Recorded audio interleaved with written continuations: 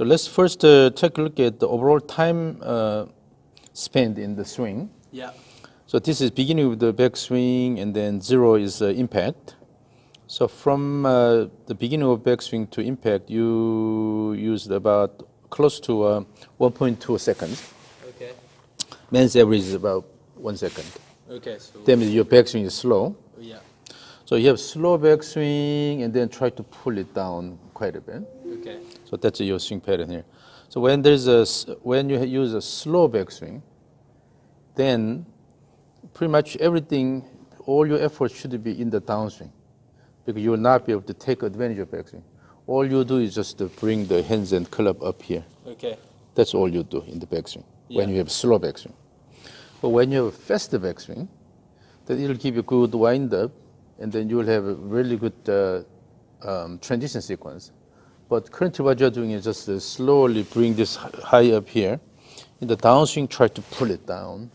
So pretty much you are pulling down in the downswing. That's all you do. Okay. So when that happens, let's say one day or a shot to shot, suddenly you have adrenaline kicking in, and then pull hard. Or, even when I was taking pictures, I noticed that your timing changes from time to time. From time to time, okay. Yeah. It's because you don't have a fundamental rhythm in your swing. Okay. When you have a fundamental rhythm, then it'll be quite consistent from shot to shot. But if you don't have the fundamental rhythm, then typically what happens is there will be some variations in terms of how you pull it down. Sometimes you pull it hard, sometimes. Right. Yeah, that makes sense. Yeah. And then particularly when you are just applying your force in one direction mostly, then there's no counter mechanism. So if you're pulling, depending on how you pull or how much force you exert, if you exert more force, then it'll be faster, or sometimes it'll be slower. It all depends on how much force you use. Yeah. But there's no counter mechanism here. So let's say if you have too much effort, then there must be a mechanism to work against it and to try to sort of balance it. Okay. But since you just go up here and then always just try to pull it down, in this pulling action, if your force varies, then there's no control mechanism So to make it consistent. When you say pulling down, does it mean it's abrupt?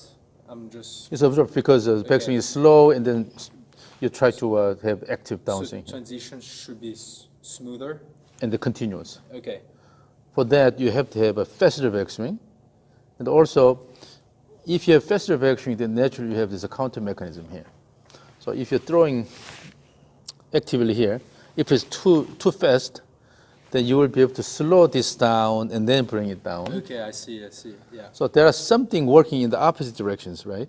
So by using the balance between them, you can control the consistency. But if you are exerting your force in just one direction mostly, then it's just a matter of pulling it hard or less hard. Yeah, okay. And then you have a variation. Yeah. Okay. But when you have largely when you have opposite motion and then the main motion here, that by using the opposite motion and then downward motion here, you can achieve some balance there. Okay. So there must be always some sort of counter mechanism. Okay. So this backswing is working as a counter movement. And then when you have, so let's say adrenaline is kicking in, and then you try to go really fast here. Yeah. But then during the slowing down process, during the deceleration process, you can slow it down enough and then change the direction. Yeah, okay, I see. Yeah. So since it's too slow, then it's a matter of how abruptly you go into the downswing. Instead of okay. So in the slow backswing, the abrupt transition to the downswing, and then mostly you're pulling it down, then it's hard to control because there's no counter mechanism there. Okay. So that's something you have to pay attention to.